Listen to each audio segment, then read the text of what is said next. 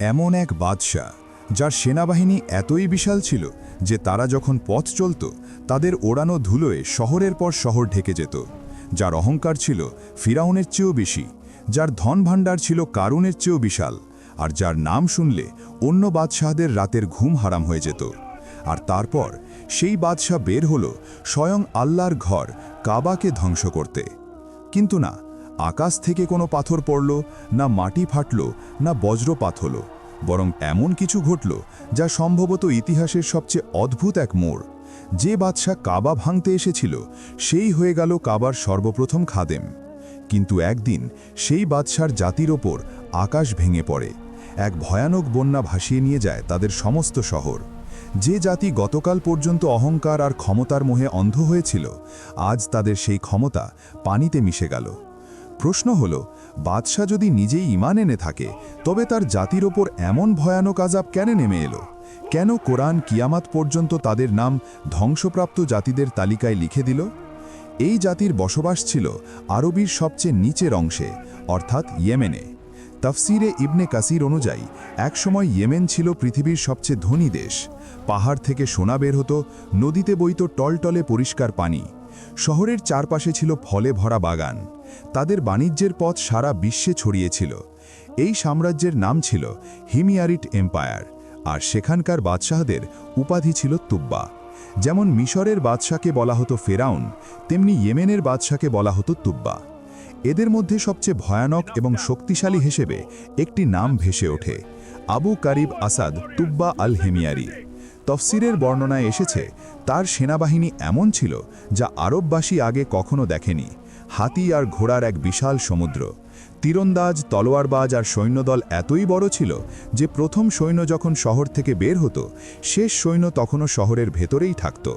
আর তুব্বার slogan ছিল, আমি জমিনের খোদা, যে আমার সীমানায় আসবে সে হয় আমার হবে, নয়তো মাটির সাথে মিশে যাবে। রাজ্য জয় করতে করতে এই লস্কর পৌঁছায় আরবের এক শান্ত এলাকা ইয়াসরিবে, আজকের মাদিনা। সে সময় সেখানে কেবল কিছু খেজুর বাগান, কয়েকটি ইহুদি গোত্র আর এক অদ্ভুত শান্ত বাতাস ছিল। তুব্বা নির্দেশ দিল, কাল সকালে এই শহর জ্বালিয়ে দেওয়া হবে। কিন্তু সেই রাতে তার স্বপ্নে এক নুরানি চেহারা নিয়ে একজন আসেন এবং বলেন, এই মাটি ছেড়ে দাও, এখানে আমার রসুল আসতে চলেছেন। তুব্বা ঘাবড়ে গিয়ে জেগে ওঠে। সকালে ইয়াসরিবের ইহুদি পণ্ডিতরা নিজেই তার দরবারে আসে। তারা বলে, হে বাদশাহ, তুমি যদি এই মাটিতে হাত দাও তোমার সাম্রাজ্যের নাম নিশানা মুছে যাবে। তুব্বা রেগে বলে, তোমরা আমাকে হুমকি দিচ্ছ? আমি তো সেই ব্যক্তি যে শহরগুলোকে নিঃশ্বাস নেওয়ার সুযোগ দিই। পণ্ডিতরা উত্তর দিল, আমরা তোমাকে নয়, সেই নবীর রবের পয়গাম শোনাচ্ছি যিনি এখানে হিজরত করবেন। তাফসিরে ইবনে কাসির অনুযায়ী এ কথা শুনে তুব্বার শরীর কেঁপে ওঠে। সে প্রথমবারের মতো অনুভব করে যে এমন এক ক্ষমতা আছে যা তার অহংকারের চেয়েও বড়, আর সে প্রথমবারের মতো নিজের সৈন্যদলকে পিছিয়ে নেয়। কিন্তু শয়তান তখনও চুপ ছিল না। কিছু লোক তুব্বার কানে মন্ত্রণা দেয়, আরবের মাঝখানে একটি ঘর আছে যাকে কাবা বলা হয়, লোকেরা সেখানে সোনা উৎসর্গ করে। আমরা যদি ওটা লুট করতে পারি পুরো আরব আপনার পায়ের কাছে চলে আসবে। তুব্বা হাসল। লস্কর মক্কার দিকে মোড় নিল। কিন্তু তাফসিরের বর্ণনা অনুযায়ী মক্কার সীমানায় প্রবেশ করা মাত্রই তুব্বার ওপর হঠাৎ এক ভয়ানক রোগ আক্রমণ করে।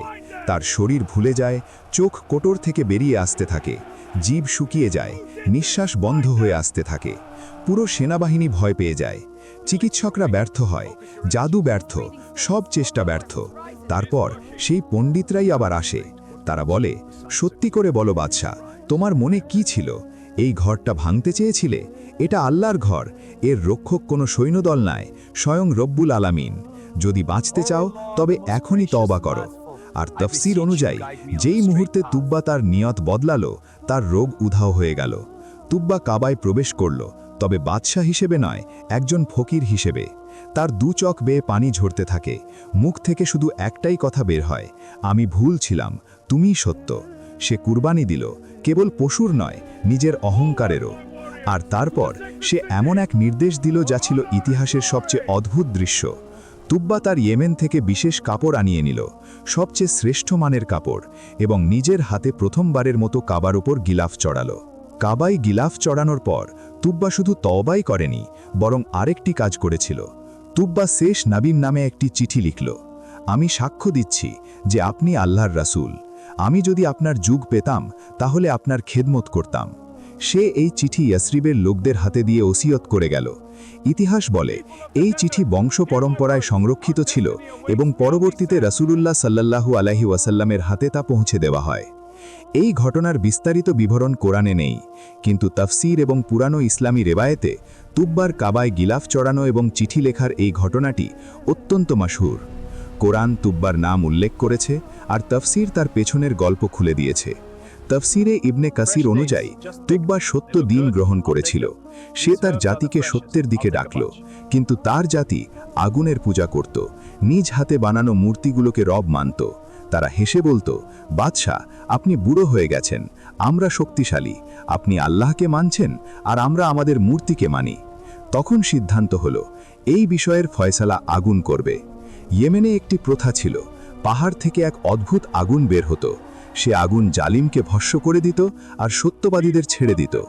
পুরো দেশ জড়ো হলো, একদিকে মূর্তি আর পূজারীরা আর আরেকদিকে তুব্বা আর আলেমরা। আগুন বের হলো এবং সোজা তুব্বার দিকে ধেয়ে গেল, তাদেরকে পুড়িয়ে ছাই করে দিল। আর তুব্বার কাছে এসে আগুন শান্ত হয়ে গেল। সত্য সবার সামনে স্পষ্ট হয়ে গেল। কিন্তু তুব্বার মৃত্যুর পর তার জাতি আবারও শিরক আর জুলুমে লিপ্ত হলো। গরিবদের ওপর অত্যাচার শুরু করলো। তারা বলতো, গরিবদের আবার কিসের অধিকার? অহংকার আর গুনাহ যখন সীমার বাইরে চলে গেল, তখন এলো আল্লাহর ফয়সালা। প্রথম আযাব এলো খুব নীরবে। পানি কমতে শুরু করলো, সবুজ বাগানগুলো হলুদ হতে লাগলো, গবাদি পশু মরতে শুরু করলো। তারা বলল, আরে এটা তো স্রেফ আবহাওয়া বদল, প্রতি বছরই তো এমন হয়, এটা কোনো আল্লাহর আযাব নয়। কিন্তু দিন গড়িয়ে যেতে লাগলো, পানির আর দেখা নেই। কেউ কেউ বলল, বাদশাহ তো বলেছিলেন এটা হয়তো রবের রাগ হতে পারে।